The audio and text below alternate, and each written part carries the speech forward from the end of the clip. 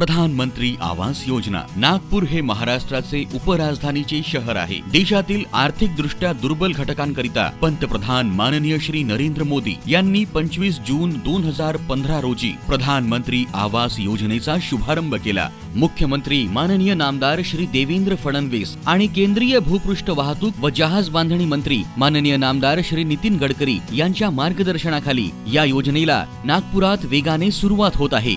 या योजनेला वेळोवेळी माननीय ऊर्जा मंत्री व नागपूर जिल्ह्याचे पालकमंत्री माननीय नामदार श्री चंद्रशेखर बावनकुळे यांचे मोलाचे सहकार्य लाभत आहे। नागपूर येथे मौजा वाठोडा व मौजा वांजरी येथे अनुक्रमे 0.850 हेक्टर व 2.453 हेक्टर जागेवर गरीब व अल्प उत्पन्न गटातील लोकांकरिता अनुक्रमे 308 घरकुले व 8 वाणिज्यिक गाळे आणि 960 घरकुले व 12 वाणिज्यिक गाळे उपलब्ध करून देण्याचे प्रधानमंत्री आवास योजनेत प्रस्तावित आहे। याच योजनेचा विस्तार मौजा तरोडी खुर्द, मौजा जैताळा, मौजा वांजरी आणि मौजा भरतवाडा पुनापूर येथे भविष्यात करण्यात येणार आहे। या जागांवर जवळपास 15,000 घरकुलांचे बांधकाम प्रस्तावित आहे। या योजनेतून घरकुलाच्या सभोवतालच्या परिसरात विकासाची कामे, कम्युनिटी सेंटर, नित्य उपयोगी वस्तूंची दुकाने, पिण्याचे पाणी, रस्ते, पार्किंग, सौर ऊर्जेवर चालणारे पथदिवे, rain water harvesting, compound wall इत्यादी बाबींचा समावेश आहे। तसेच सौर ऊर्जेवर उत्पन्न होणाऱ्या विजेचा वापर करून विद्युतीकरणाचा खर्च कमी करण्याचे प्रस्तावित आहे। या प्रकल्पातील इमारतींमध्ये तळमजला व 4 मजले असून गाळ्यांमध्ये बेडरूम, किचन व हॉल तसेच बाल्कनीचा समावेश केला आहे। प्रधानमंत्री आवास योजनेच्या मार्गदर्शक तत्वांनुसार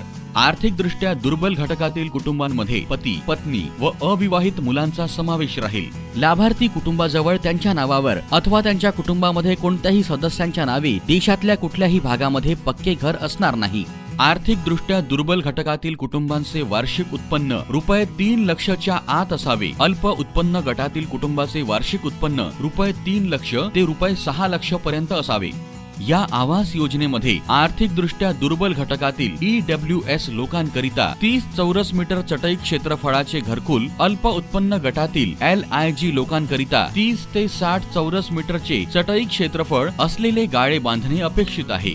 आर्थिक दृष्ट्या दुर्बल घटकातील लाभार्थ्यांसाठी केंद्र शासनाकडून 1.5 लाख व राज्य शासनाकडून ₹1 लाख असे एकूण 2.5 लाख प्रति घरकुल चे अनुदान मिळेल। लाभार्थींना उर्वरित रक्कम स्वनिधीतून किंवा कर्जाद्वारे उपलब्ध करून घ्यावी लागेल। अल्प उत्पन्न गटातील लाभार्थ्यांसाठी सवलतीच्या दरावर बाजार भावापेक्षा 6.5% कमी व्याज दराने 15 वर्षांकरिता बँकेद्वारे कर्ज उपलब्ध करून देण्यात येईल, परंतु सदर सवलतीच्या दराने कर्ज 6 लाख रुपयांपर्यंतच अनुज्ञेय राहील। उर्वरित रक्कम गाळेधारकाला स्वनिधीतून किंवा प्रचलित व्याजदराच्या कर्जाने घ्यावी लागेल।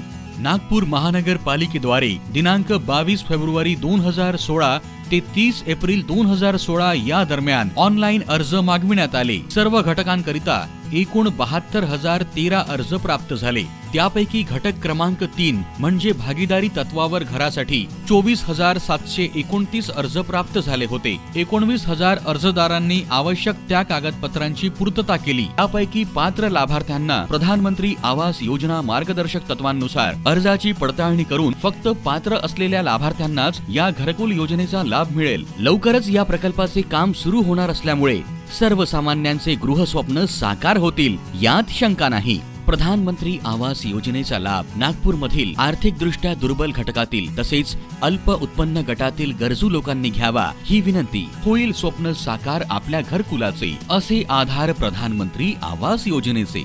गरिबांचा आधार मिळे घर सर्वांस, प्रधानमंत्री आवास योजनेचा हाच एक ध्यास। गरिबांना आधार मिळे घर सर्वांस, प्रधानमंत्री आवास योजनेचा हात मिळे ज्यास।